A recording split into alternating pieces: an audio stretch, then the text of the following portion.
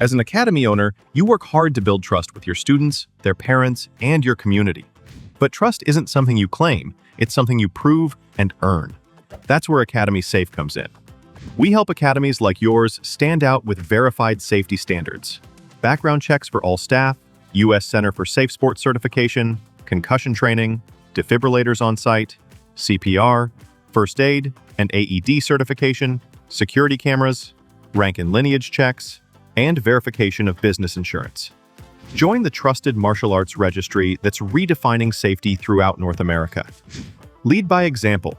Show parents you're accredited with Academy Safe.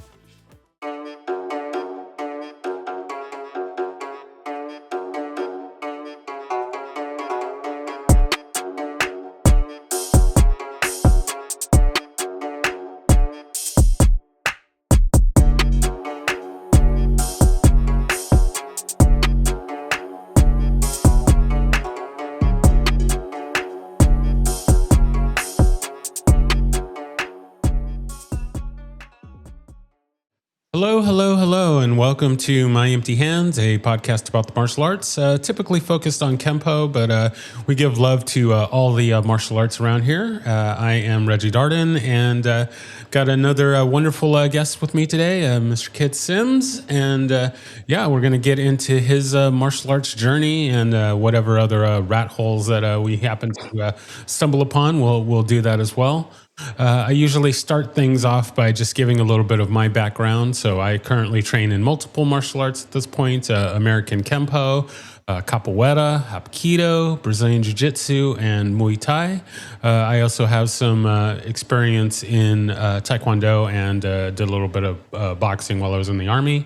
And that's my story, and I'm sticking to it. So now we're going to go ahead and turn it over to our guest here, and go ahead and tell us how did the martial arts find you, and where did it all begin, and we'll just kind of go from there. And then I will also go ahead and throw in a little shameless plug in that we both train at Renzo Gracie DFW. So we are Jiu-Jitsu brothers, and we're gonna just get into all the other good stuff as well. So let's go ahead and turn it over to you.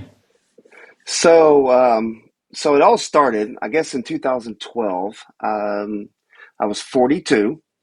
Me and my wife, we actually just had weight loss surgery. I was close to, actually, I think I was 255, around that, and which doesn't sound like a lot, but when you're, as short as I am,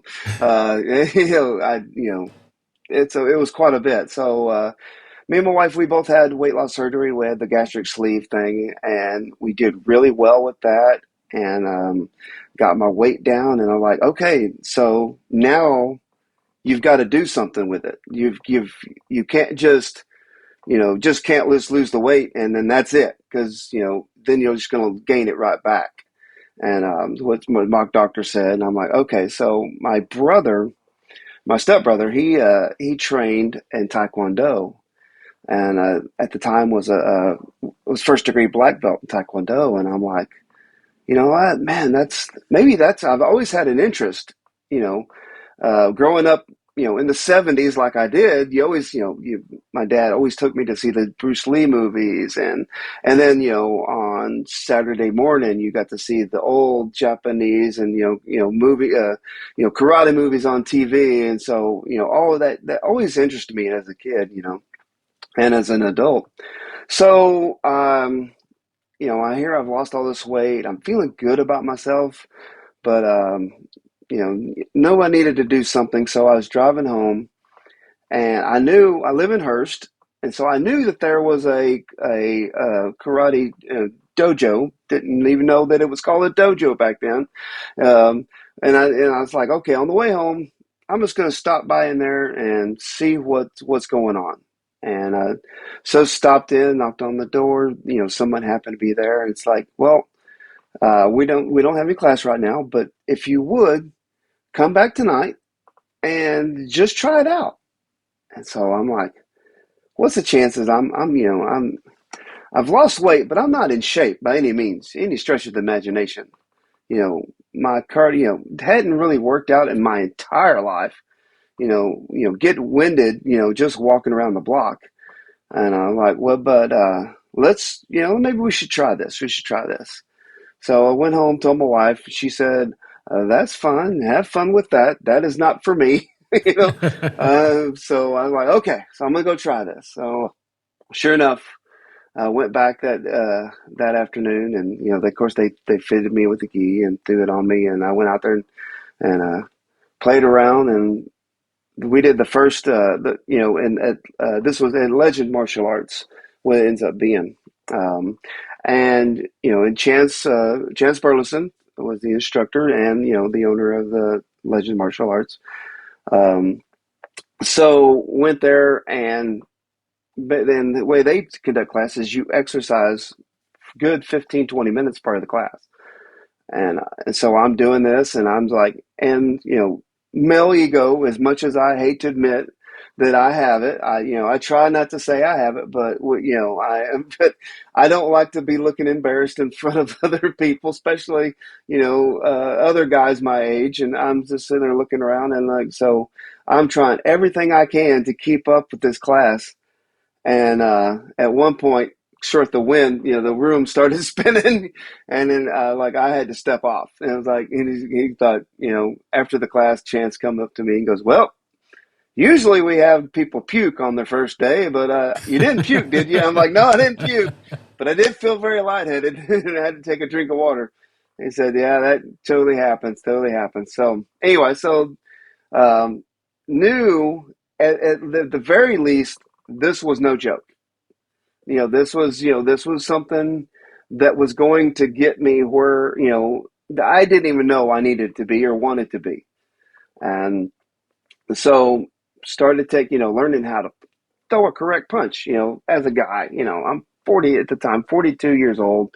I know how to throw a punch. No, you don't. No, you don't. No, you don't. Oh yeah, You, that's for sure. you you think you do. You think you know how to stand. You think you know how to fight. No, you don't. No, you don't.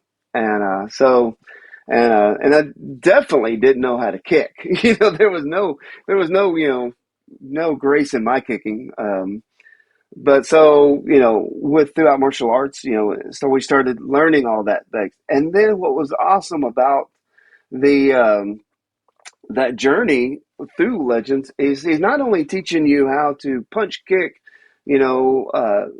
duck, dive, all that stuff, but he also teaches you life skills through that. And I didn't, at the time I didn't realize that that was equally as important as learning all the martial art part of it. And and we go on, and then we started doing kata, and I was me being me, and always kind of a little skeptical, but always willing to go along, but a little skeptical. And it's like, what is this? This is goofy. This is just goofy. And then I started thinking about it. I'm like, no, dummy. This is the art in martial arts. This is what This is it's training you to move. When to move, but it's the smoothness. It's the art of the martial arts. And so I went through I went through all that, and started progressing up the belts. I made it to at the time third degree brown belt. Um, went through a couple of tournaments and really had a good success and had a lot of fun. Made it went and being was an assistant instructor at the time, because at the time didn't have a lot of help with the dojo, so they needed to rely on some of the lower belt instructors to teach some of the lower students and stuff. So I was an assistant instructor for a while, and then we ended up moving to Key West. We my job decided they were going to do this massive layoff. Me and my wife both worked at the same place, so we decided to go and move to Key West. So I'm thinking, okay, not a problem. I'll find a place there and continue my training. Yeah, and there was not really anything there. There was one school that taught, and I went in there a couple times, and it wasn't a bad school. Don't get me wrong, and the instructor was very phenomenal, it just, it was further away than I was, willing to drive. And it just, I didn't see that it was going to work out, and I didn't want to start something that I wasn't, in my mindset at that time was going to be able to finish. Yeah, it's not the right fit. Yeah, Every school. Something I've talked about before on this show is something that I heard that really stuck with me. And someone had mentioned not being afraid to quit. And yeah, from the initial sound of it, it's like, quitter, like, and it's not talking about, oh, well, this is hard, I'm going to stop.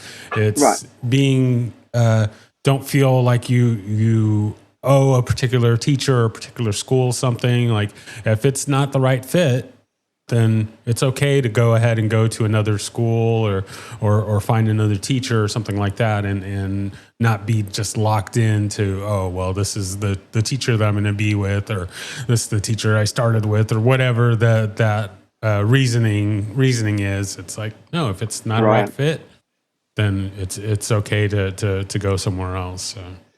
Yeah, and I mean, of course, I was probably a little jaded too, a little biased because, in my opinion, I was taught by the best instructor, ever. So, in Chance Burleson, and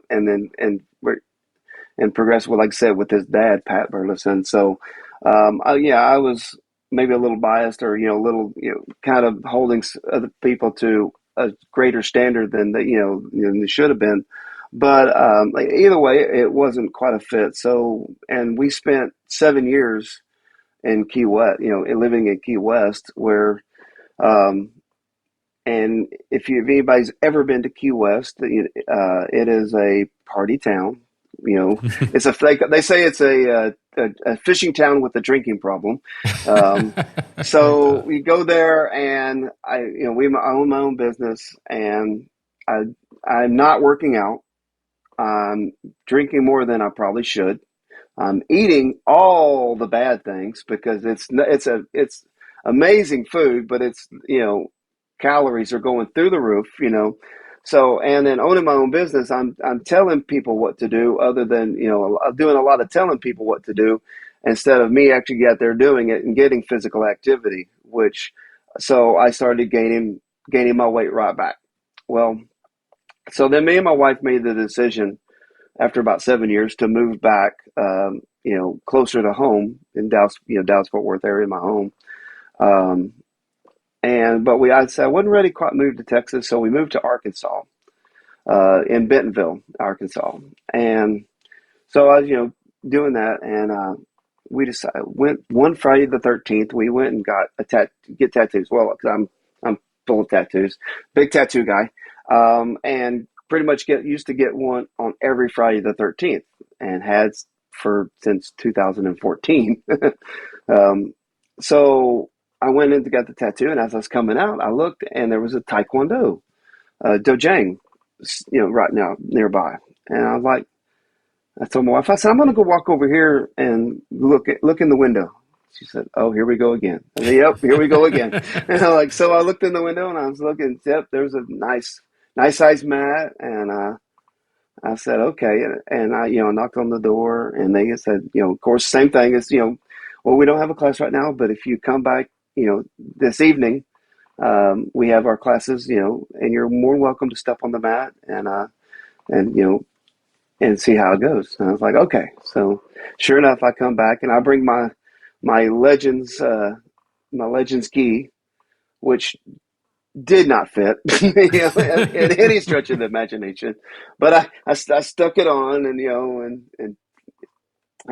came over. They said okay. So they said basically they wanted to see where I was at, and so I've been off the mat at this point for about 7 to 8 years. Mm. So, but, now going through all the training, I still, at least I knew how to look like I could throw a punch and throw a kick and proper stances and stuff like that. So I did that, and thinking that, okay, I've gone with, this style of karate, or, Chance teaches it American karate. So to a form where it's Taekwondo, I was thinking, oh, I've seen them. It's the same thing. It's the same thing.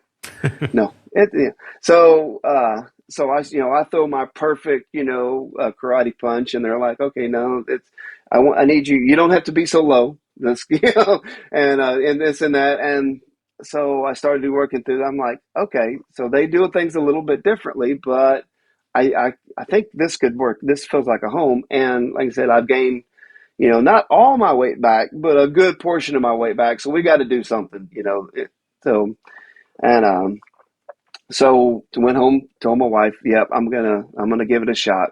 I'm gonna go to go their class." And um, like I said, when I left Legends to move to the Keys, I was a third degree brown belt, and so coming back into this system, granted, 7 years later, it was wild, um, but to their credit, they didn't start me as a white belt, but in which I would have been totally fine with, because this is different. But they did start me as a yellow belt, which is perfect because I know nothing of this system. The katas, we karate calls them katas and taekwondo calls them forms. Some of them were similar to what I'd learned, but like I said, they called them the same thing, but they would change the moves up or here and there. But the way you perform them was completely different, and so this was a UTA style Taekwondo dojang, which they in karate when you do your forms, it's low stances. Your head should not should typically be the same level throughout the stand. You're developing power through uh, the entire kata, where this was now you're doing a sine wave and everything's a drop, everything's relaxed to a whip, Mm-hmm. and it was and it took me. In fact, I had to take an actual private class with the one of the instructors there. I was like, I am not getting this. My head is stuck too much into this one style but I want to do this. I want to move forward. And so she was like, basically, we just broke everything down, and she took the time, and we spent an hour, and it's like, okay, instead of just being steady, you got to be more fluid. I'm like, okay, and then and it was wild because it really helped my sparring. Now I've got two different things to pull from, you know, and really enjoyed it. Um, Made it all the way up to what they call first recommended black belt, which is there's three belts before you actually test for your black belt in that. It's about a 2-year program, where Legends was 3 to 4 years. This was so it's a little bit shorter, um, and but right, like I said, again, as right before I go to get my black belt, some life happens, and my wife tells me, or we had some situations going on where we needed to move back to Texas.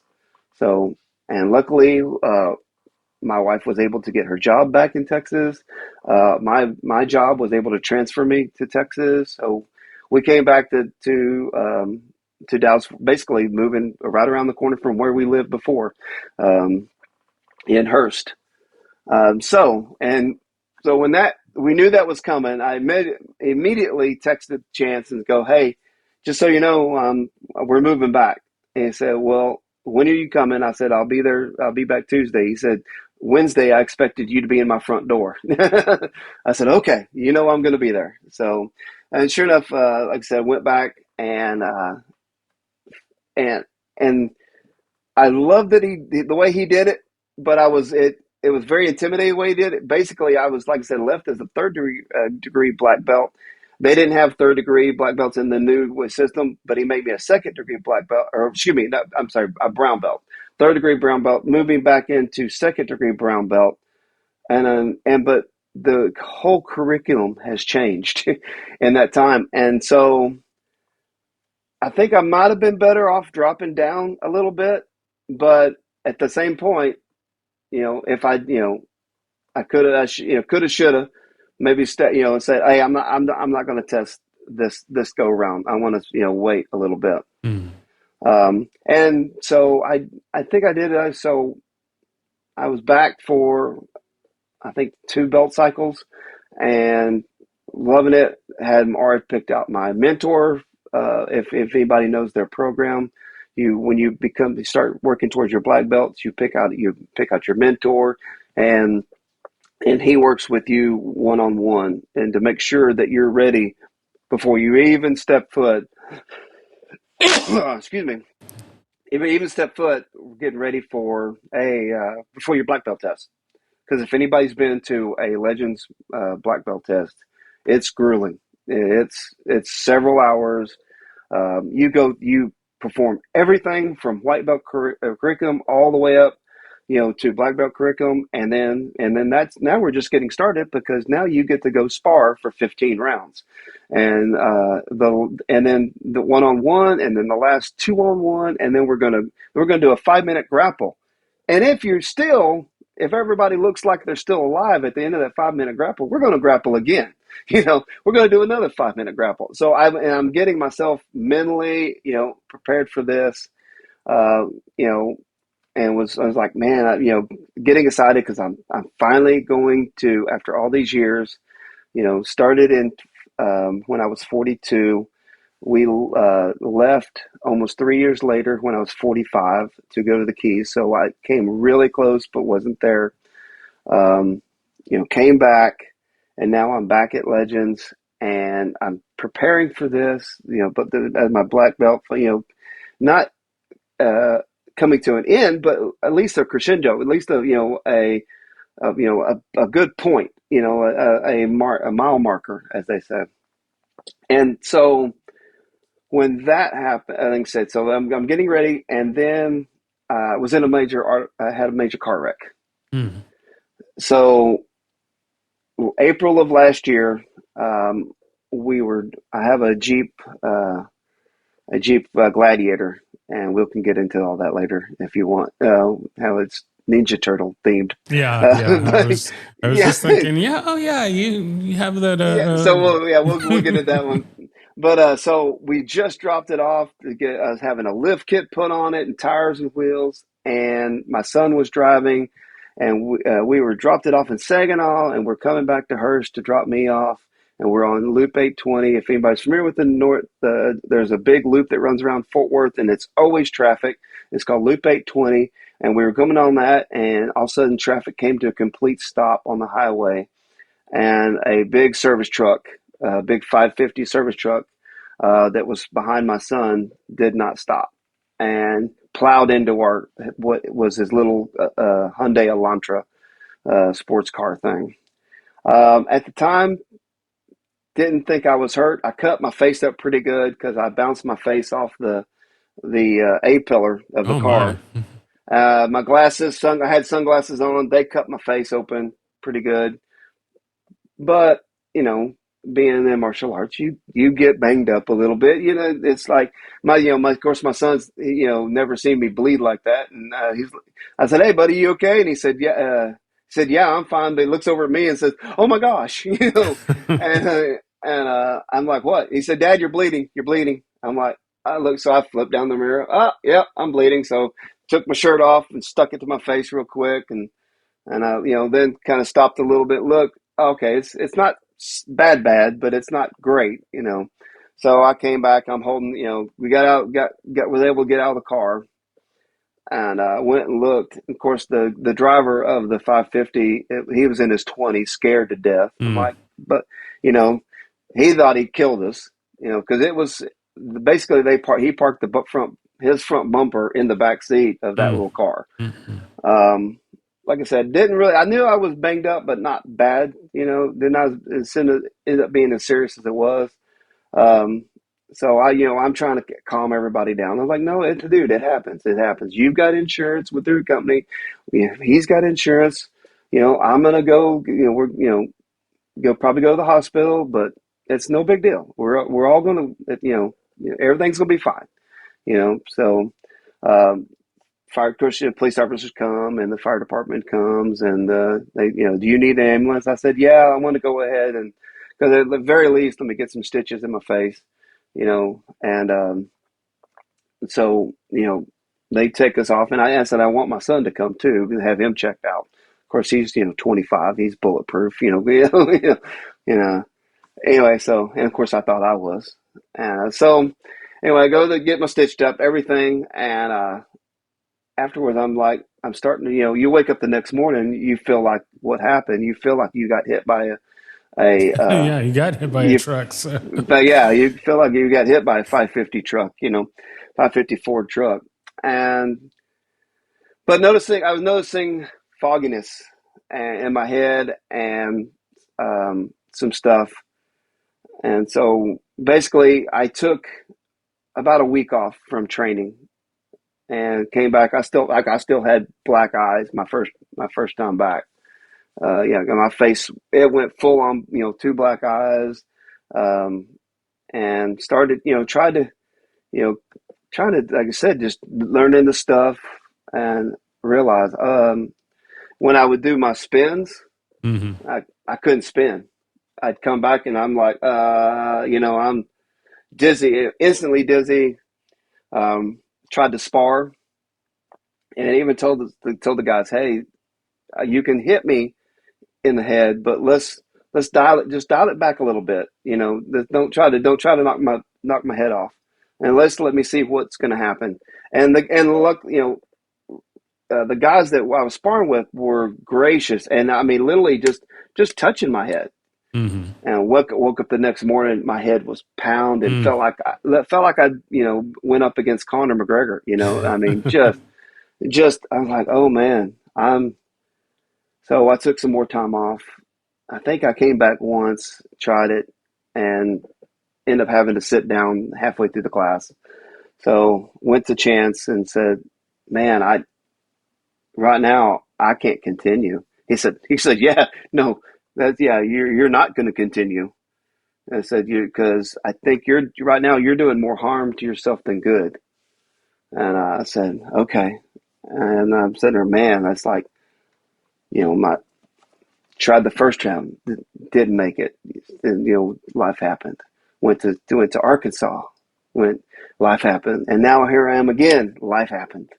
And so getting so close to, getting ready to, making that black belt trip. And he said, "Well, just because you take a pause doesn't mean the trip your journey's over." I said, "It's like, yeah, yeah." In my mind, I'm thinking, "Man, I know what's going to happen. I'm going to sit on the couch.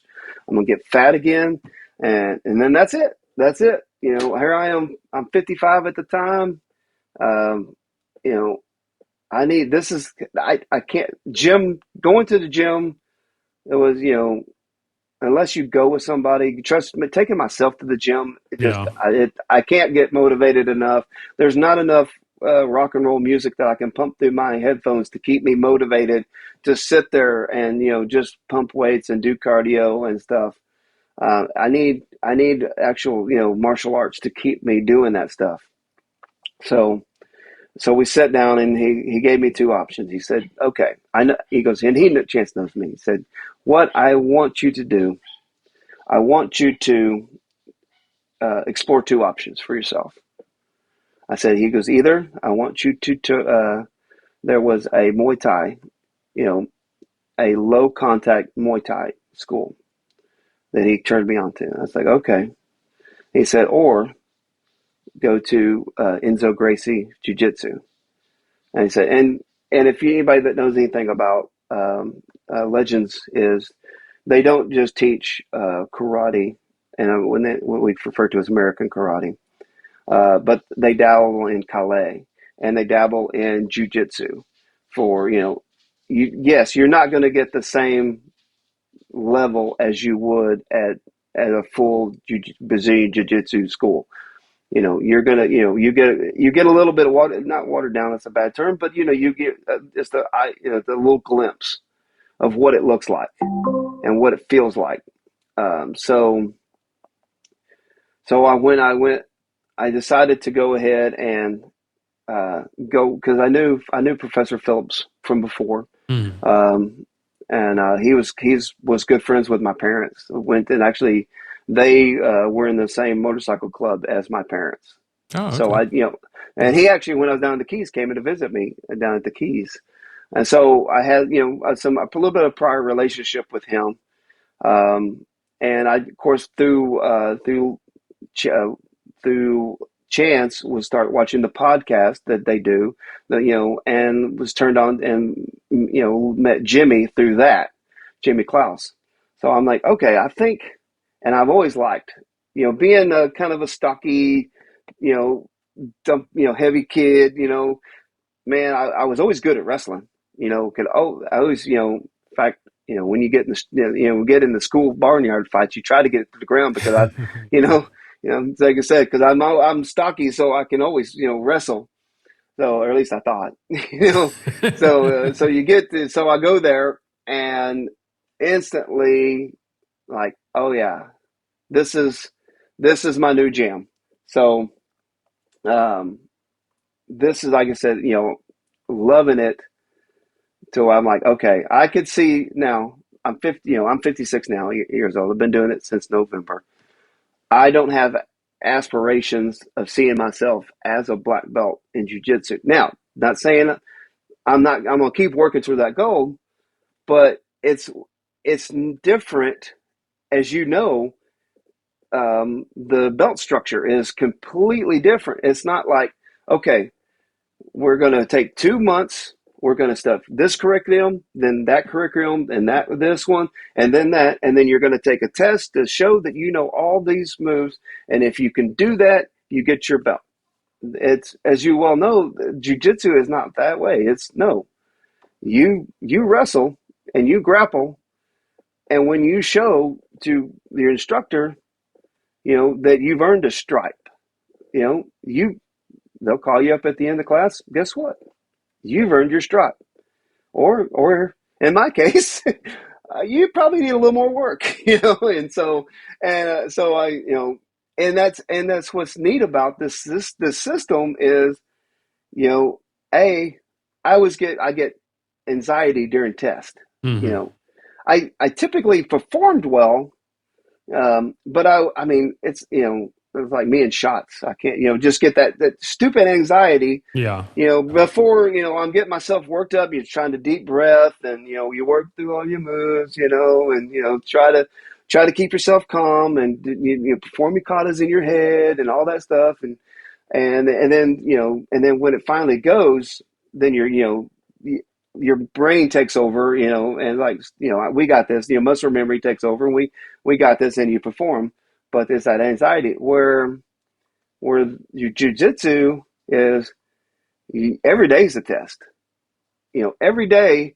Now, I'm not saying every day is the world finals, but every day, every day. So you should be on the mat, trying your best, you know, trying to, you learn exactly what they're teaching you, and then, they roll afterwards. Then now you're trying to put it into real world, activity, and that's what's also neat about jujitsu is if you want, you can go full bore and not have to worry about, hurting the person, or, granted, you may twist something here and there, then we've all done it, Yeah.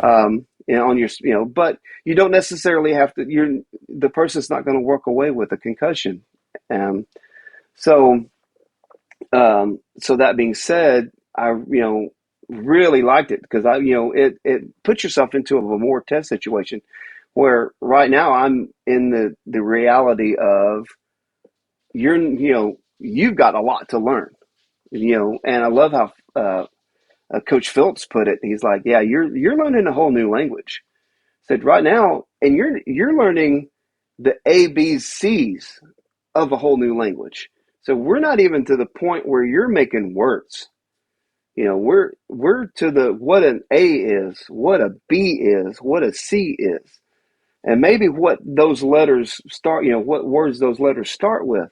But in a little bit you'll be making words, and then we'll teach you what those words mean. And then, a little bit, then we're going to make sentences out of those words. And you go from transitions to positions to control to submissions. And then you learn, all that. And then maybe when you learn sentences, now we're learning paragraphs. And so, and by the time you you get up to a black belt or second degree, but a third degree, now we're writing complete stories. But right now, you're a 3-year-old learning what an A looks like, a B looks like. So don't think that, when you roll with that blue belt, well, he's just one belt ahead of me. Well, no, he's 2 to 3 years ahead of you. So and his experience level, where 2 to 3 years in most other forms, you're a black belt. You know, where this is, no, you're at the next, just at the little bit higher level. You know, you've got several more steps to go. And I think what's nice about jiu-jitsu is that mentality for me is like, I think that black belt gold is so far out there, I don't even know, just like think about it, where the other was like, okay, in, 2 to 3, 4 years from now, this is the goal. This is where we're headed.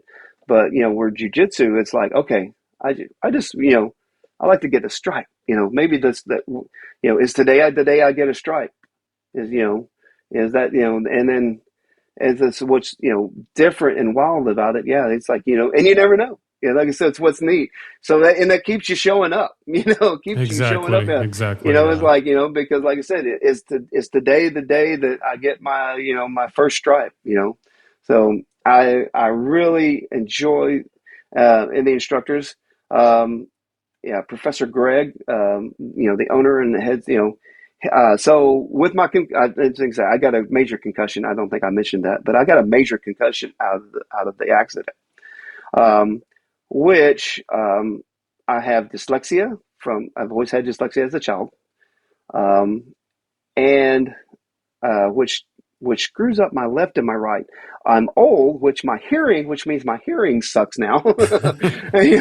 So literally, and so Professor Greg, when he first started training me, he said, "All right, take your left elbow and and move it to the ground." And if I couldn't see him, I couldn't read his lips.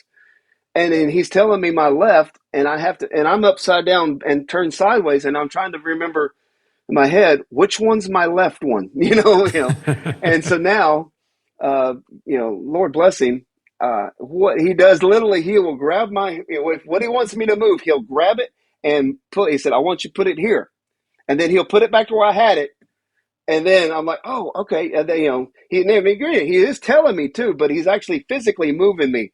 So, and it clicks to me so much faster. And I, the last 2 classes, he started doing that when he would come over and see me doing something wrong, he would basically physically move me and, showing me. And I was like, man, I know why he's doing it, because he's getting frustrated because he's like telling me to move my left elbow and I'm moving my right elbow, Mm-hmm. But like I said, I'm so blessed, to, discover Enzo and, and the instructors there. I like having a great time with it. I think, like I said, I love how the curriculum is, and it's how it's progressing. And one day I plan on hopefully get my first stripe, and then going on and moving on further.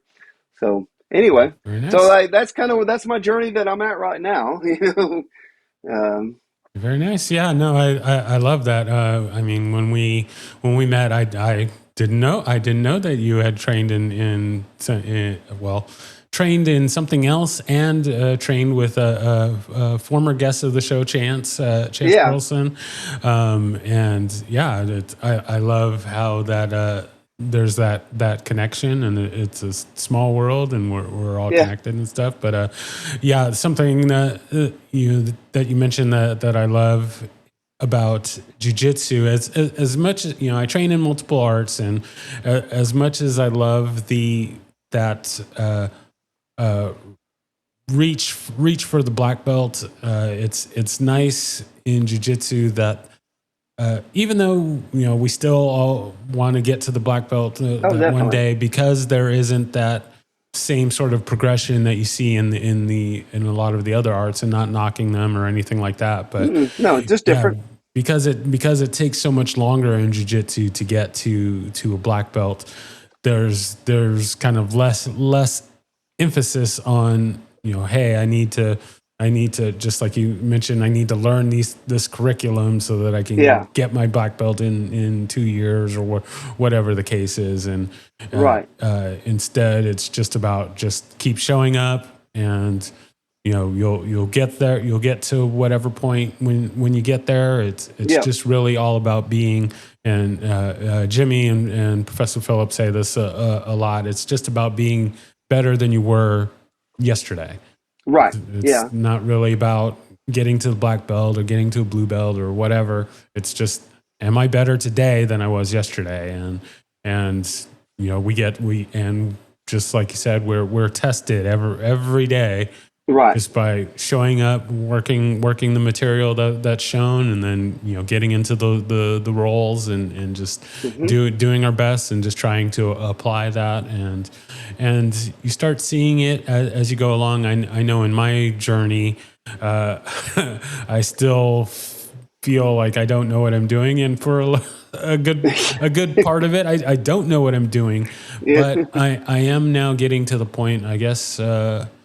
I guess I'm at about a year and a half training at Henzo's at this point, and I am now starting to see the progression. I am starting Hmm. to get to points where it's like, oh well, I'm defending. I'm able to just defend this move, and yeah, Yeah. I'm still going to get submitted. I mean, that's a Right. given. Yeah. Tap once, tap Yeah. early, tap often. That's my Yeah. motto. Amen. But it's now I'm starting to kind of see things, and starting to kind of build a little bit of a strategy, and I'm not just completely lost in the water, and so it's coming, and it just takes time, building that brick by brick, and I love that, and Yeah. it's And just a and different it's also experience. too. And also too. It's like, um, you can't, like I said, you don't have to be just good on one day. You know, like for you don't have to be good on test day. You have to be good. You know, and not saying that that's how but that's how it is on the other in other forms. Um, but being you, I mean, you have to, like you said, you have to show every day. There, like I said, they may be looking at you that day for, okay, is he ready?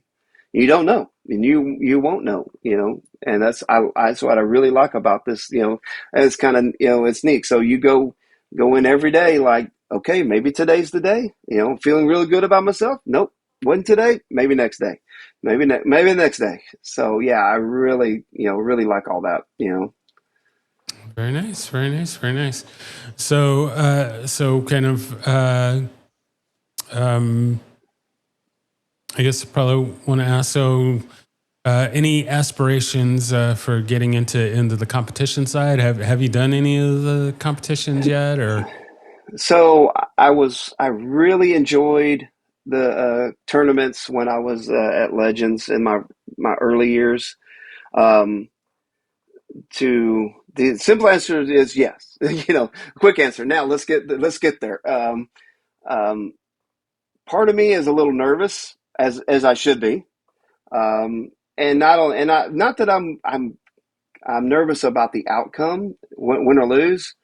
You know, I yes, I am competitive. I mean, I will admit. I mean, most guys are, and so, and actually, most people are, I should say.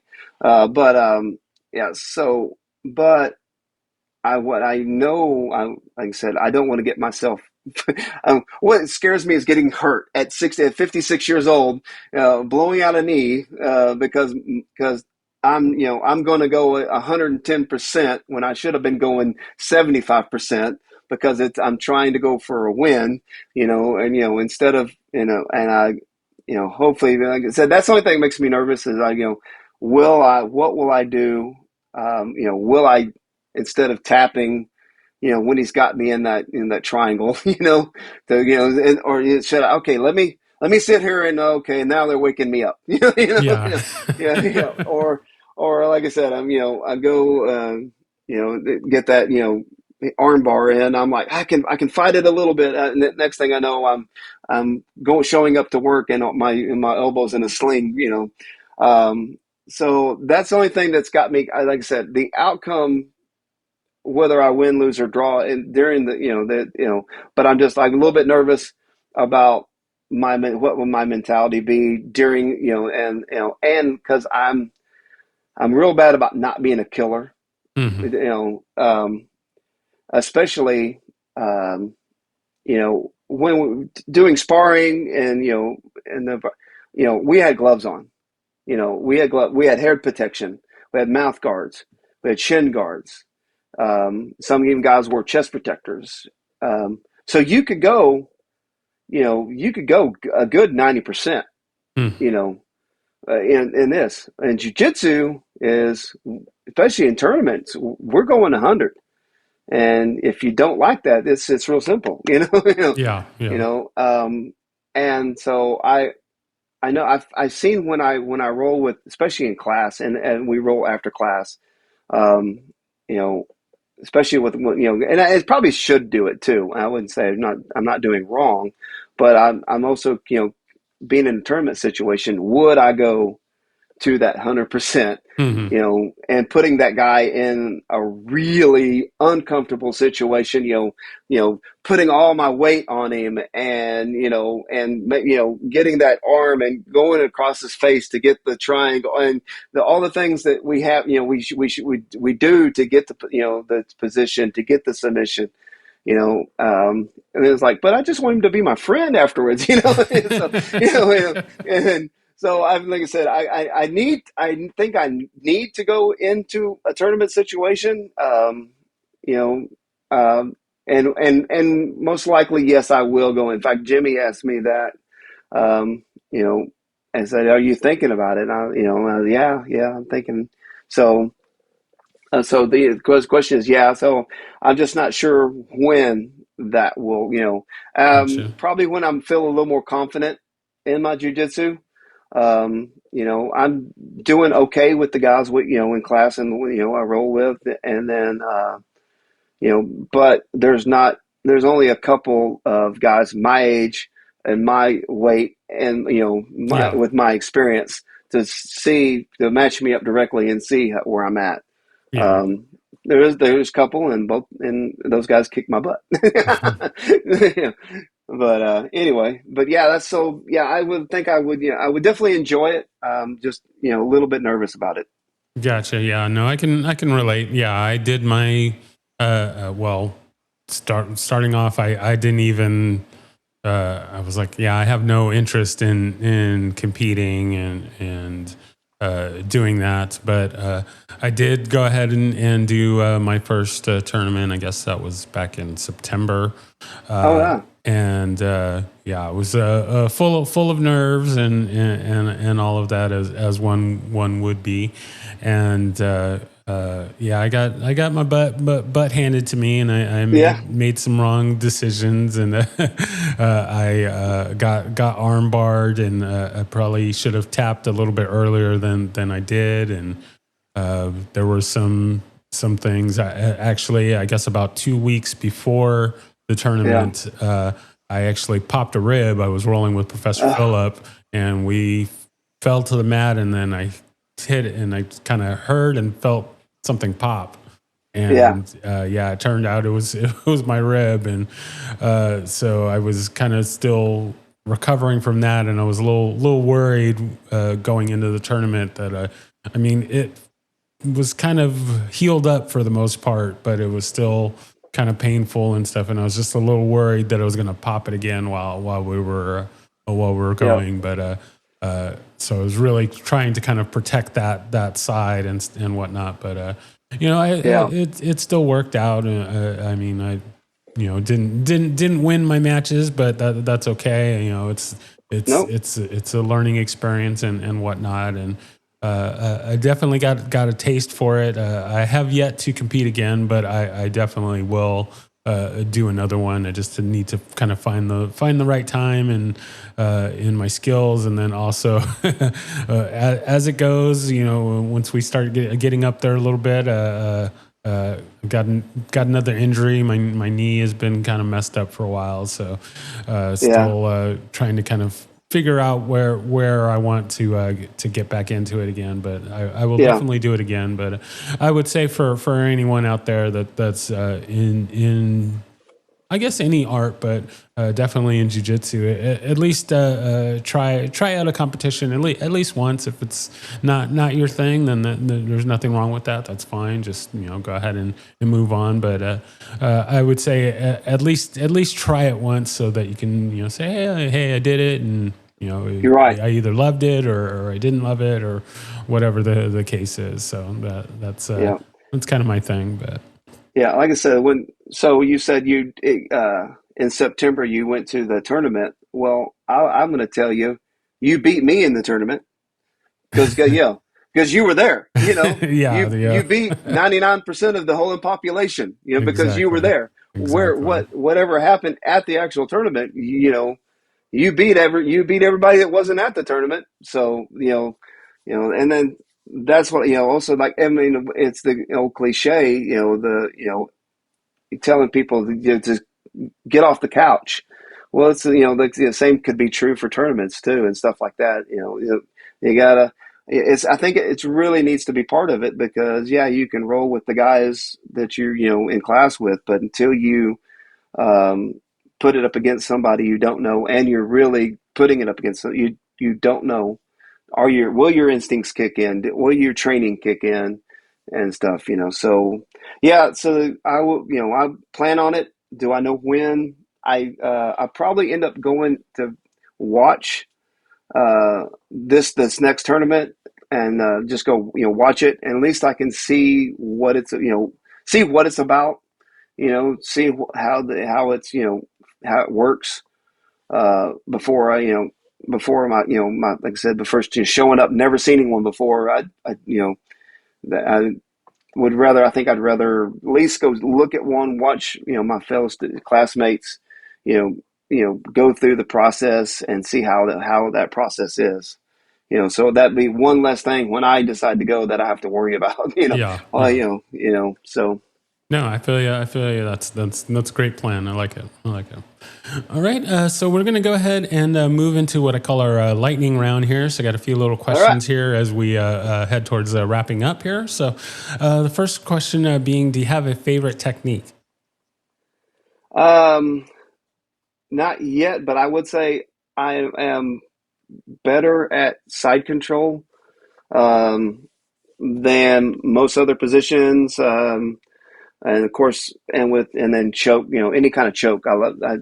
I tend to attack the head a lot. Hmm. That's, either not necessarily to go for the choke, but at the very least, I'm going to distract you. Hmm. You're going to be thinking about the fact that I'm up there around your neck a lot. So that's usually my go-to move.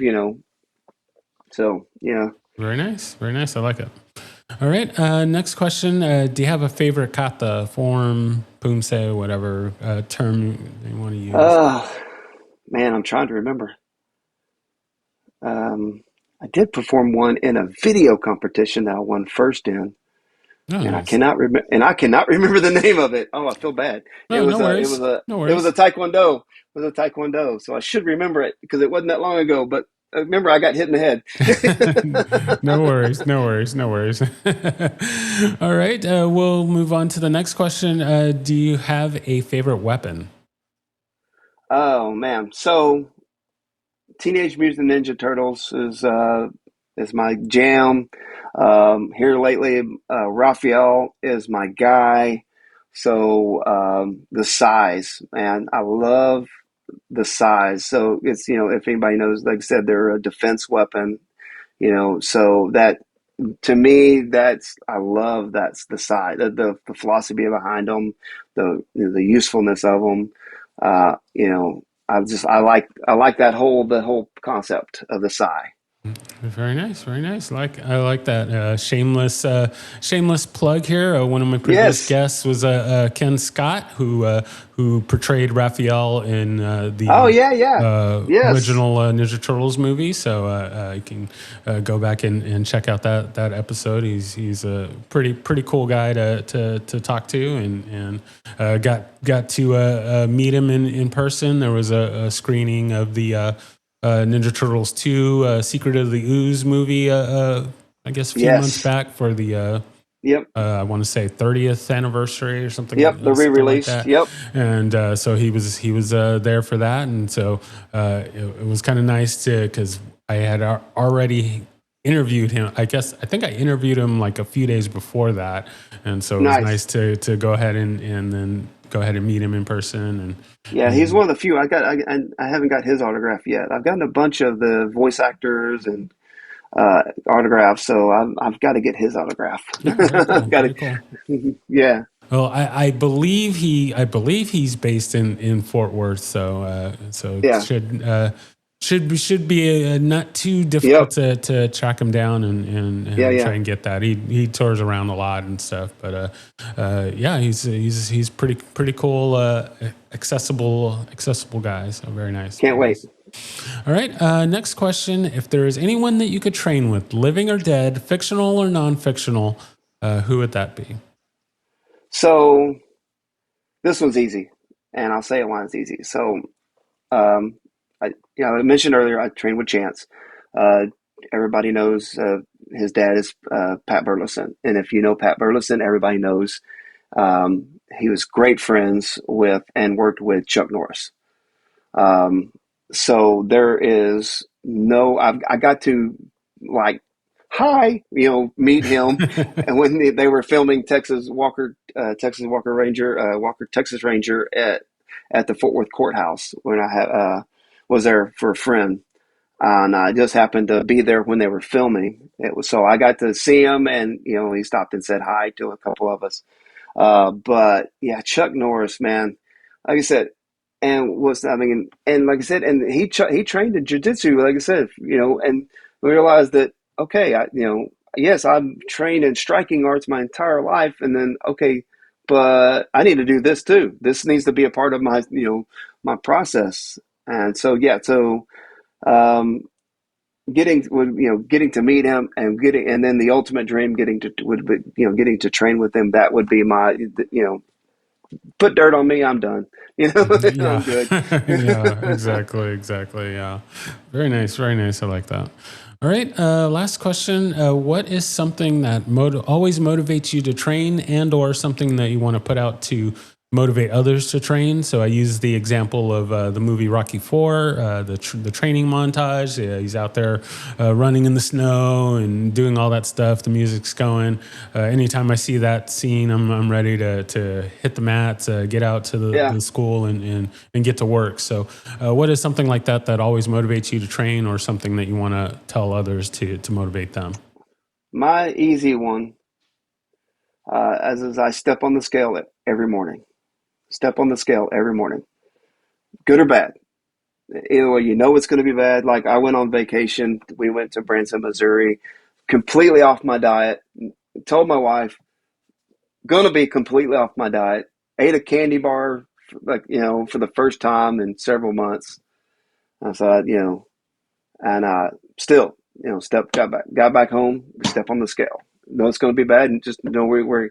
So for me, um, you know, for good or bad or whatever, my personal self image is important to me. So especially now, so I always step on that scale, look and say, okay, well, you gained a pound, or hey, you lost a pound. All right, you gained a pound. Go work harder today. You you know Yeah. you lost a pound. Great. Now go lose another. So um, that's a big motivator. It's a personal thing I do every morning. I always get, like I said, always step on the scale, um, and it motivates me. It really does. because the days I don't want to go to class, and when you're 56, I love jujitsu, but there's flat days that I'm just not ready to go, and and so I'm just thinking, okay, but guess what's going to happen next morning you're going to step on that scale, and you know what it's going to tell you. You know what it's going to tell you. So get your butt up and go to class, and that way, if it does tell you that, at least you try your hardest to get it to lose that pound, you know. So that was, like I said, that's my always been my motivator, is that darn thing, the little square box that sits on the bathroom floor, that I swear lies to me sometimes just to gets me going. Yeah, I like it. uh, I like it. Very nice, very nice, very nice.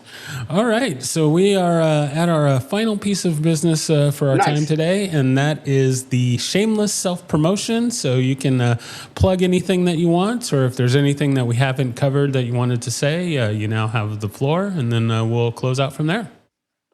Oh, well, so the one thing we kind of touched on, but if you live in the DFW area or in the Hearst area, and you see a black gladiator that's running around with completely looking like Teenage Mutant Ninja Turtles, that's me. So I last year, like I said, right before my accident, I bought a Jeep Gladiator. My wife has a Jeep Wrangler, um, and we were and so hers has a theme, and hers is Marvin the Martian. And she's like, Oh, "Well, you got nice. to come. You need a theme." So I said, "Okay, well, I think I'm going to do Ninja Turtles." I've always loved them. I mean, I'm a kid of the '80s. I was born in '70s. The '80s were my child in my teenage years. So, everybody thought they could, to grab a broomstick and make nunchucks, back then. And Oh, yeah. and so yeah, so the Ninja Turtles were like, my jam. I mean, to quote the kids from the '90s, you know, Exactly. so uh, and so yeah, so Ninja Turtles. So I've been slowly getting this thing. I've not. It's not finished. It'll probably never be finished. But it's I've got it. You definitely can look at it and tell that I am a Ninja Turtle fan, big time. And like I said, you can see behind me some of my Ninja Turtle collection that I have. But yeah, so I'm a big fan of Ninja Turtles. So if you see him in my truck driving around, and you know it, then say you'll know it's me, and just wave to me, say hi. It makes my heart feel good. Very nice, very nice. Yeah, no wonder you and Professor Phillip are friends. Yes, Professor Phillip is very big into the Ninja Turtles as well. yeah. So, I So mean, who isn't? yeah, But he definitely yeah. is, To add is into add to that is, like I said, when I started coming to, everybody thought Philip got a new truck. Yeah, so yeah, one thing, like I said, I do have a TikTok page, Mutant Kid, with Kid Kidd, Mutant Kid. I go on there. I do my video. I do a video before and after jujitsu class. I don't do any video inside. It's no, it. video in the class. It's just basically my raw of, you get to see me, what I look like before class and what I look like after class. And it's after class. It's usually fun trying to actually make words when I'm completely exhausted. My hair is all mess. I'm pouring sweat, and Oh yeah, I and know the then feeling. I'm fogging up the camera because my heat of just, a million degrees, Oh yeah. but yeah, so it's TikTok. If anybody does TikTok, I'm Mutant Kid. Can go and see my Jeep on there too as well, and see us on our Jeep adventures as well. So anyway, Very cool. that would Yeah, very cool. I'll include links to those on the show notes, nice. so we can get folks following you. I'm going to go ahead and add to the shameless self promotion, and once again bring up Henzo Gracie DFW, Definitely. the Jiu-Jitsu school and Muay Thai school that we train at, and it's a great place. So if you're in the Dallas Fort Worth area, come on down and train with us. Definitely. I'm also going to throw out a plug for Legends Martial Arts. Chance Yeah. Yes. As I mentioned before, a previous guest. Actually, a number of our training brothers have been a previous guest. Professor Philip, Professor Greg, Chance, Jimmy. So we can catch their episodes. Yeah. On that, and but yeah, Legends Martial Arts, they got a great program there, and a lot of good stuff going on there. And I'm also going to throw out a plug for their podcast, the Legends and Dragons podcast. Awesome. Definitely awesome podcast. Been on a few times, and I believe that you're going to be on at some point on the show. So look forward to that, and I'll try and remember to put links for all that stuff in there as well. So nice. So that's going to be our time for today. I thank you so much for being on and sharing your story. Thank you for having me. You of course have an open invitation to be on any other time and in the future, and we can get into some more topics and some more parts of your story. And just once again, I thank you for being on, and I can't wait to share this with the listeners, viewers, followers, and Ninja Turtle fans, and all those other people. So yes, well, once again, thank you, and we'll talk again soon. Thank you, sir. Thank you very much.